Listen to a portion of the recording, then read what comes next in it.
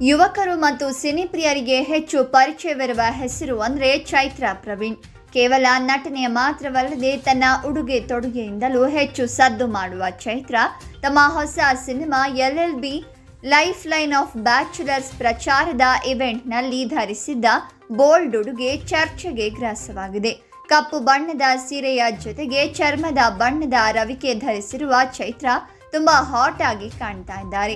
ಅನೇಕರು ಚೈತ್ರಾರ ಲುಕ್ ಹೊಗಳಿದ್ರೆ, ಕೆಲವರು ಅವರ ಉಡುಗೆಯನ್ನ ಟೀಕಿಸಿದ್ದಾರೆ. ಚೈತ್ರಾ ತೊಟ್ಟಿರುವ ಡ್ರೆಸ್ ಅಶ್ಲೀಲವಾಗಿದೆ ಮತ್ತು ಪ್ರಚೋದನಕಾರಿಯಾಗಿದೆ ಅಂತ ನೆಟ್ಟಿಗರು ಖಂಡಿಸಿದ್ದಾರೆ.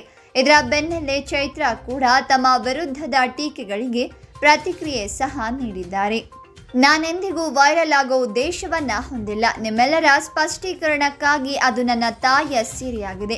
ನಾನು ಕಪ್ಪು ಬಣ್ಣದ ಉಡುಗೆಯಲ್ಲಿ ಚೆನ್ನಾಗಿ ಕಾಣ್ತೇನೆ ಅಂತ ನನ್ನ ತಾಯಿ ಹೊಗಳಿದ್ರು ಮತ್ತು ಕಪ್ಪು ಬಣ್ಣದ ಬಟ್ಟೆ ನನಗೆ ಸರಿ ಹೊಂದುತ್ತೆ ಅಂತ ಹೇಳಿದ್ರು.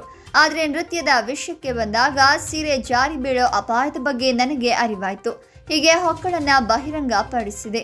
ನನಗೆ ಏನನ್ನ ಮಾಡಲು ಸಾಧ್ಯವಾಗಲಿಲ್ಲ ಮತ್ತು ಸರಿಯಾಗಿ ಮುಚ್ಚಲು ನಾನು ನನ್ನ ಗರಿಷ್ಠ ಪ್ರಯತ್ನವನ್ನ ಮಾಡಿದ್ದೇನೆ.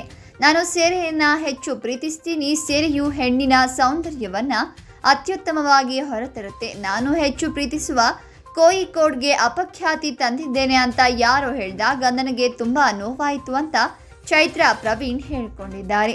ಕೆಲವರು ಸೀರೆ ಜಾರಿ ಬೀಳೋದು ಮತ್ತು ದೇಹವನ್ನ ಬಹಿರಂಗ ಪಡಿಸೋದನ್ನ ನೋಡಿದಾಗ ಅದನ್ನ ನೋಡಿ ಸಂತೋಷವನ್ನ ಅನುಭವಿಸ್ತಾರೆ.